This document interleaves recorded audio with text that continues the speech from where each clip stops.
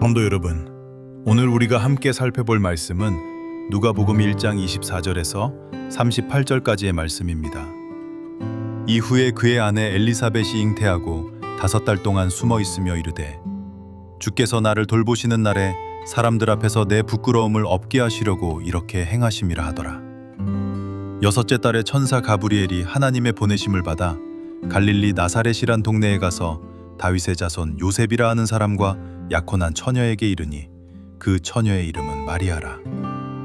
그에게 들어가 이르되, 은혜를 받은 자여 평안할지어다. 주께서 너와 함께 하시도다 하니, 처녀가 그 말을 듣고 놀라 이런 인사가 어찌함인가 생각하매, 천사가 이르되, 마리아여 무서워하지 말라.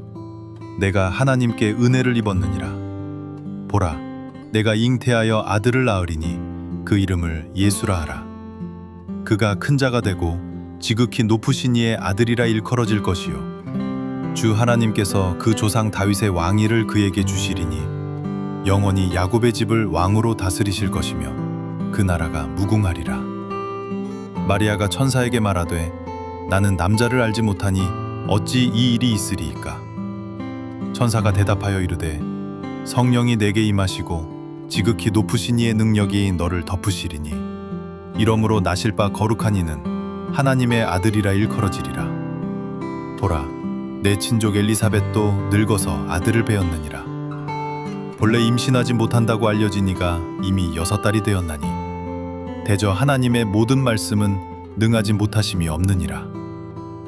마리아가 이르되, 주의 여종이오니 말씀대로 내게 이루어지이다 하매 천사가 떠나가니라. 아멘. 살아가는 성도 여러분, 주님 안에서 평안하셨습니까? 제가 누가복음 서론 시간에 말씀드린 것처럼 이 복음서에는 여인들의 이야기가 자주 등장합니다. 오늘은 그 중에서도 하나님께 특별한 은혜를 입은 2명의 영예로운 여인을 함께 살펴보려고 합니다. 이 2 여인은 나이도 처지도 전혀 달랐습니다. 그러나 한 가지 공통점이 있습니다. 약 6달의 시간 차이를 두고 인간적으로는 도저히 불가능한 상황에서 임신을 경험했다는 점입니다. 먼저 엘리사벳입니다. 누가복음 1장 24절 말씀을 읽겠습니다. 이후에 그의 아내 엘리사벳이 잉태하고 5달 동안 숨어 있으며 이르되, 성경은 엘리사벳이 잉태한 후 5달 동안 숨어 있었다고 기록합니다. 이 표현을 우리는 단순히 부끄러움이나 두려움으로만 이해해서는 안 됩니다. 엘리사벳은 아브라함의 아내 사라처럼 도저히 기대할 수 없는 상황에서 생명을 잉태하는 은혜를 입었습니다. 그러나 동시에 남편 사가랴는 말을 하지 못하는 상태였습니다. 엘리사벳은 이 모든 일이 사람의 계획이나 노력의 결과가 아니라 전적으로 하나님의 일이라는 사실을 알고 있었습니다. 그래서 그녀는 이 일을 쉽게 말로 설명하거나 사람들 앞에 드러내기보다 조용히 숨어 하나님의 뜻을 묵상하며 기다렸던 것입니다. 그 마음은 25절의 고백에 잘 나타납니다. 주께서 나를 돌보시는 날에 사람들 앞에서 내 부끄러움을 없게 하시려고 이렇게 행하심이라. 사랑하는 성도 여러분, 물론 하나님께 받은 은혜를 나누는 것은 중요합니다. 그러나 하나님의 역사는 가볍게 소비되어서는 안 됩니다. 조금 일이 풀렸다고 해서 모든 것을 다 아는 사람처럼 서둘러 말하기보다 엘리사벳처럼 하나님의 인도하심을 더 지켜보며 기다리는 믿음, 때로는 숨어있는 믿음이 더 귀할 수 있습니다. 이제 우리는 또 한 여인을 만납니다. 세상에서 가장 큰 영예를 입은 여인, 메시아를 잉태하게 될 마리아입니다. 엘리사벳이 잉태한 지 약 6달이 되었을 때 천사 가브리엘은 갈릴리 나사렛의 한 처녀에게 나타납니다. 성경은 이 짧은 본문 안에서 처녀라는 표현을 3번이나 반복하고 은혜를 받았다는 말을 2차례나 강조합니다. 이것은 이름 없는 시골 처녀에게 임한 하나님의 은혜가 얼마나 크고 놀라운 것이었는지를 보여줍니다. 그리고 가브리엘은 마리아에게 이렇게 말합니다. 보라, 내가 잉태하여 아들을 낳으리니 그 이름을 예수라 하라. 이어 그 아들이 어떤 분인지 설명합니다. 그가 큰 자가 되고 다윗의 왕위를 그에게 주시리니 그 나라가 무궁하리라. 이 말씀은 다윗에게 주셨던 하나님의 언약, 사무엘하 7장의 약속을 성취하시겠다는 선언이었습니다. 그러나 마리아는 이 말씀을 다 이해하지 못했습니다. 그래서 자신은 남자를 알지 못하는데 어떻게 그런 일이 있을 수 있느냐고 묻습니다. 두려움과 혼란 속에서 던진 질문이었습니다. 그때 가브리엘은 이렇게 말합니다. 대저 하나님의 모든 말씀은 능하지 못하심이 없느니라. 그리고 마리아는 마침내 이렇게 고백합니다. 주의 여종이오니 말씀대로 내게 이루어지이다.